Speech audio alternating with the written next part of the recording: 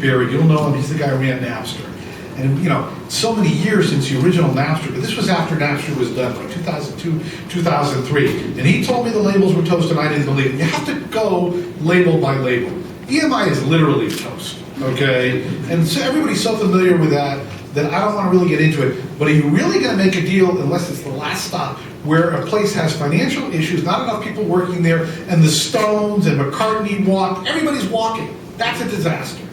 Sony's a disaster too, okay? You know, Sony, the parent, is a disaster. Do you remember when you overpaid for the Sony brand? It seems like a lifetime ago. If you want to buy a TV, you buy Samsung. They would sell the label, they have no one to sell it to, okay? They're gonna, you know, Epic is on the verge of being merged into Columbia. They have a handful of people working there. They have some developing acts. It's kind of neither fish nor fowl. They got lucky with Susan Boyle, but that's really because of their relationship with Simon Cowell et al.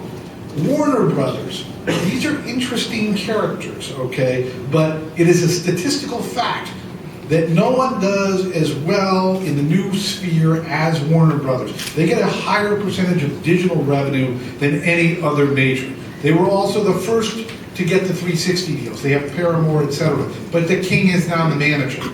Irving's the manager, okay? Unless they go into management, if you know the law in California, it's basically against the law, okay? They can't do that. But Warner is trying to survive. Forget the issue of the stock price or whatever. They are trying to survive. Universal is just trying to tell everybody, let's go back to the 20th century. When are we going to go back? Okay. Doug Morris, Ackroyd, come on, let's go back. So they're bringing in this guy, Lucian Grange. I don't have a relationship with Lucian. I don't mean positive or negative. I just don't know him. But if you talk to people who know him, he's very bottom line and A&R focused. I don't mean so much bottom line profit and losses, like, is this working, is it not working? Okay? Now, everyone on the inside says, as soon as he comes to America, which is imminent, he's going to blow everybody up.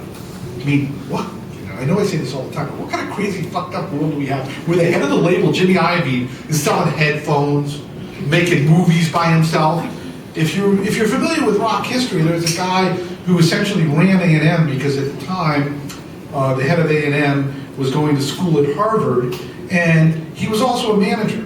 And his act was more successful. This is Jim Garino, a band called The Offspring. His act was more successful than any act on A&M.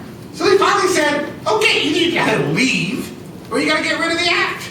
Okay, so this whole thing with Jimmy makes no sense. So when Lucian comes in, I expect change. But I see, you know, the most radical thing we have with Universal is they created a way to watch videos on the web, Vivo. I mean, that's your breakthrough thing. And Universal controls the RIAA, which is almost meaningless now. And they're the party of no, just like the Republicans.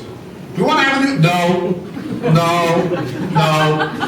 So that is not a way to succeed in the future. We could talk about what they might have done years ago, okay? But just recapping some of the basic concepts.